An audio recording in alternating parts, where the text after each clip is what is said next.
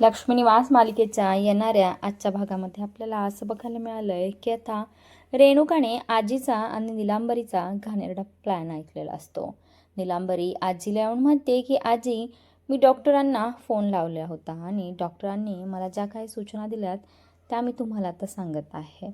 तर आपल्याला आत्ताच भावनाच्या बाळाच्या बाबतीत काहीतरी केलं पाहिजे, नाहीतर पुन्हा आईच्या जीवाला धोका आहे.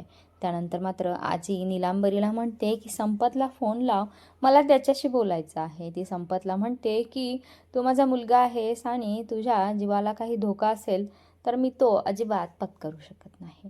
त्याच्यामुळे आपल्याला लवकरात लवकर काहीतरी केलं पाहिजे आणि मीडियामध्ये ही बातमी पसरायला नको की भावना प्रेग्नंट आहे, नाहीतर आपल्याला कोणीही वाचू शकणार नाही. आणि हे सर्व बोलणं रेणुका खोलीच्या बाहेर थांबून ऐकत असते, कारण की रेणुकाला संशय आजी एवढ्या लवकर सहजासहजी भावनाचं बाळ ॲक्सेप्ट करणार नाहीत आणि तिचा संशयसुद्धा खरा ठरलेला असतो.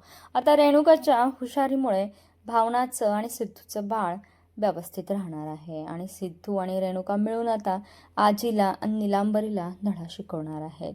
इकडे आता जान्हवीला जयंतने प्रपोज केलेलं असतं आणि त्याच्यामध्ये जान्हवी खूप खुश झालेली असते. ती आता गुलाबाचं फूल घेऊन हातामध्ये थांबलेली असते आणि विश्वा तेवढा तिथे पोहोचलेला असतो.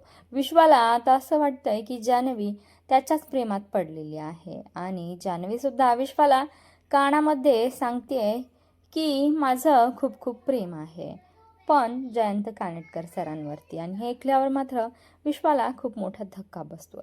विश्वा जान्हवीला समजावण्याचा प्रयत्न करतोय की जयंत हा चांगला माणूस अजिबात नाहीये. त्यावेळेस जान्हवी त्याला धमकी देते की विश्वा, तुझा काहीतरी गैरसमज होतोय. मी अगोदर जयंत कानेटकरचं हे प्रेम खरं आहे की नाही हे चेक करणार आहे आणि मगच त्यांना त्यांच्या प्रेमाचं उत्तर देणार आहे. आणि माझं जर त्यांच्यावर प्रेम असेल तर मी आमच्या दोघांच्यामध्ये कोणालाही तिसऱ्याला अजिबात येऊ देणार नाही. हे ऐकून मात्र विश्वाच्या डोळ्यामध्ये पाणी येतं आणि विश्वा तिथून निघून जातोय. इकडे आता निलांबरीने आणि आजीने मिळून गोळ्यांची बदलाबदली केलेली असते आणि आजी स्वतः आता भावनाला त्या अबॉर्शनच्या गोळ्या खाऊ घालणार आहे. आणि आजीचा निलांबरीचा हा सर्व प्लॅन यशस्वी होईल का हे पाहणं सुद्धा खूप रंजक ठरणार आहे.